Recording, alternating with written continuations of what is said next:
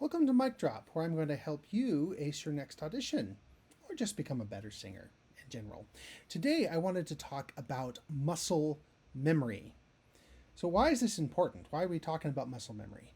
Because it's going to make you a better singer and it's going to make it easier to be a better singer. So, lots of sports players, lots of athletes in general, they rely on muscle memory in order to just kick in and sort of take over so that they can consistently perform at a high level. So a basketball player is going to shoot free throws over and over and over and over again, hundreds of times, so that that motion is just so natural you barely have to think about it. And so when that is natural and kind of on autopilot, you can think about other things. Like while you're trying to make the free throw, you can be looking around, giving some attention to the other players around you, whether you need to pass or whether you need to dodge a player on the other team. So music's a lot like that too. There's a lot of little habits that you can practice over and over and over again. And if you do that consistently, it will take that mental load off, that you'll just do them naturally. And so you won't have to think about it. You can think about other things. Because if nothing else, there's a lot of mind work that goes into singing. Here's just one example. There were many different examples, like for breathing, about how you're shaping the inside of your throat and your mouth. Lots of different things. Well, here's a good example. One is shaping your mouth and learning to go from a spread vowel that's like this, singing E, to a vertical vowel like this, E, E, versus E.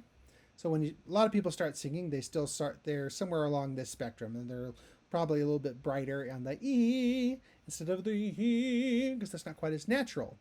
And I have singers, when they come to me for lessons, that when they start out, they're like, oh, that's so weird. Like, it feels so funny to go E instead of E, or E just E. Yeah, somewhere in between. But over time, as I insist, okay, you got to do it. Do it every single time. We're going to practice with every song. Your body remembers it. You get that muscle memory, and then you go to sing an eval, and you just sing E, and it's no big deal. And so you can think about something else. You can think about your breathing. You can think about what you're going to do with your hands or with your face, or any number of other things that you need to think of when you're singing.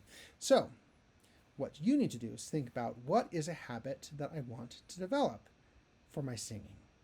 Whether it's your facial expressions, things you do with your hands or your mouth, or your breathing technique, whatever it is. Say, okay, I'm going to work on that, and do it every single day. No matter what. These things will not take very long, but try it out every single day. And over time, you will develop that muscle memory, so that just is automatically there when you need it. All right, now go out there, drop that mic, break a leg.